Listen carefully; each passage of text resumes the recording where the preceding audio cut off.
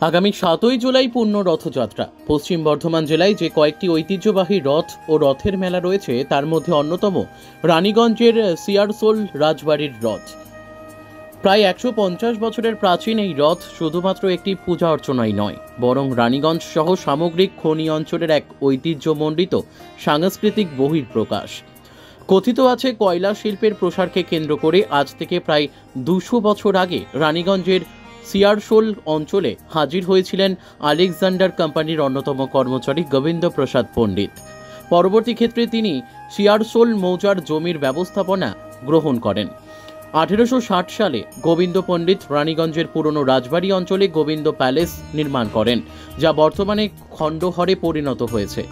গোবিন্দ পণ্ডিতের মেয়ে হরসুন্দরী দেবী ব্রিটিশ রাজের পক্ষ থেকে মহারানী উপাধি পেয়ে 1877 সালে তাদের কুলদেবতা দামোদর চন্দ্র জিউয়ের পূজা অর্চনা উপলক্ষে রানীগঞ্জে রথযাত্রার প্রচলন করেন। তবে সেই সময় রথটি কাঠের নির্মিত ছিল। হরসুন্দরী দেবীর বিবাহ হয়েছিল সিঙ্গুরের মতিলাল মালিয়ার সাথে। সেই থেকে রানীগঞ্জে মালিয়া পরিবারের বসতি। হরসুন্দরী দেবীর সময়ে বানানো কাঠের রথটি পরবর্তী ক্ষেত্রে আগুন লেগে পুড়ে গেলে 1923 সালে রাজা প্রমথনাথ মালিয়া কলকাতার এক সংস্থার মাধ্যমে 9টি গম্বুজ বিশিষ্ট নবরত্ন মন্দিরের আদলে বর্তমানের পিতলের রথটি নির্মাণ করেন।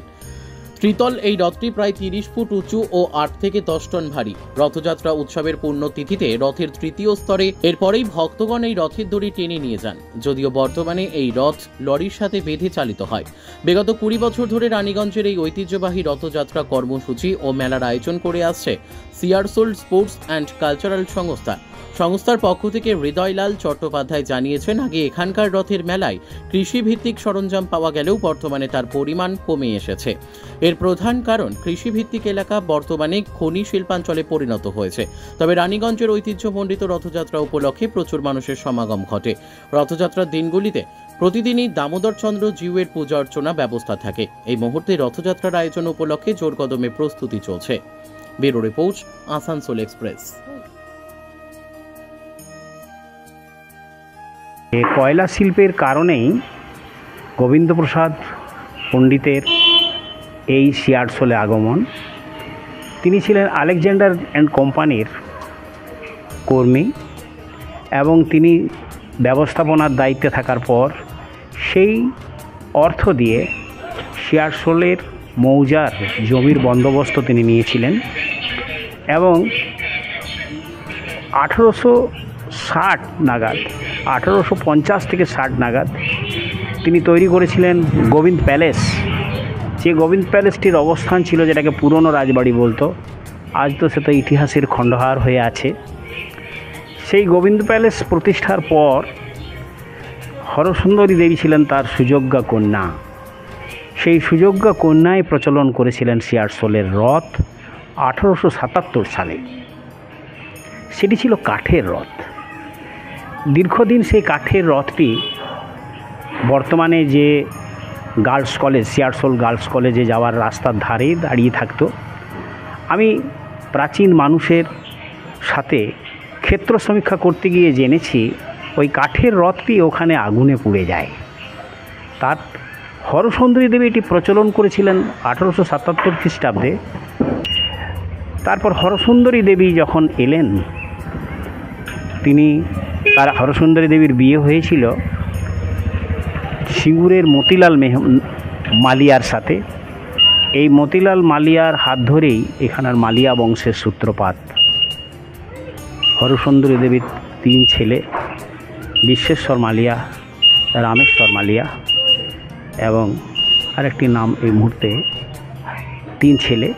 সেই বিশ্বেশ্বর মালিয়ার যখন আছেন, হরসুন্দরী দেবী পরবর্তীকালে প্রজা কল্যাণের কারণে এবং ইংরেজ সরকারের কাছে মহারানী উপাধি পেয়েছিলেন এবং 1877 সালেই তিনি কাঠের রথটি প্রচলন করেন। দীর্ঘদিন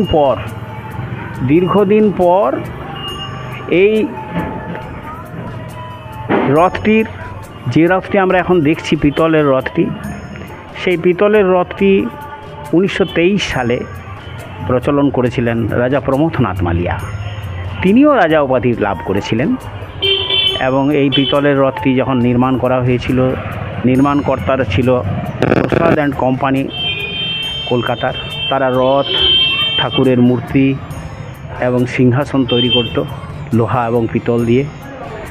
পিতলের এই 30 ফুট উচ্চতা, ভূমি থেকে 30 ফুট উচ্চতার এই রথ, তার 3টি ধাপ, এবং এটি নবরত্ন মন্দিরের আদলে 9টি গম্বুজ বিশিষ্ট এই রথ। এর একেবারে তৃতীয় ধাপটিতেই রাজবাড়ির কুলদেবতা দামোদর চন্দ্রকে আসীন করে রথযাত্রা হয়ে আসছে। দীর্ঘদিন ধরে এটা হয়ে আসছে। অসংখ্য মানুষের ভক্তি শ্রদ্ধায় এই শিল্পাঞ্চলের তথা পশ্চিম বর্ধমান জেলার এই প্রাচীন রথযাত্রাটি আজও চলে আসছে এবং চলে যাচ্ছে। আমরা বিগত 15 বছর ধরে, 15 কি 20 বছর ধরে আমরা এই রথ পরিচালনা করছি। আমাদের শিয়ারসোল স্পোর্টস অ্যান্ড কালচারাল অ্যাসোসিয়েশনের দ্বারা, অ্যাসোসিয়েশনের সদস্য দ্বারা আমরা এই রথের মেলা পরিচালনা করি এবং করে আসছি। এই রথ মেলা মূলত ছিল কৃষিভিত্তিক। আমাদের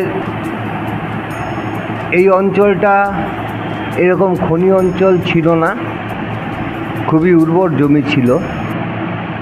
তখন বিভিন্ন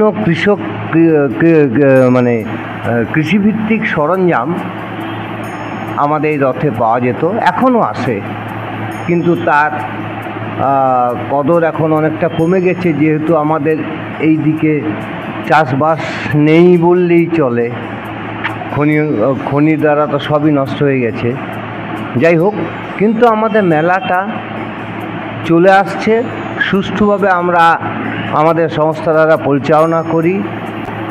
আমাদের এই রথ চলতো, এইখানে আমাদের পুরনো রাজবাড়ি ছিল, যেটা আজকে সম্পূর্ণ ধ্বংসপ্রাপ্ত। সেই পুরনো রাজবাড়ি থেকে রথ যেত নতুন রাজবাড়িতে। এবং সবথেকে যেটা আশ্চর্যের, আমরা ছোটোবেলায় দেখেছি এই রথ কিন্তু মানুষ দ্বারা টানা হতো, মানুষে টানতো, এবং রশি ছিল, বিরাট মোটা মোটা রশি ছিল, সেই রশি ধরে মানুষে টানতো। আমরা দেখেছি ছোটোবেলাতে।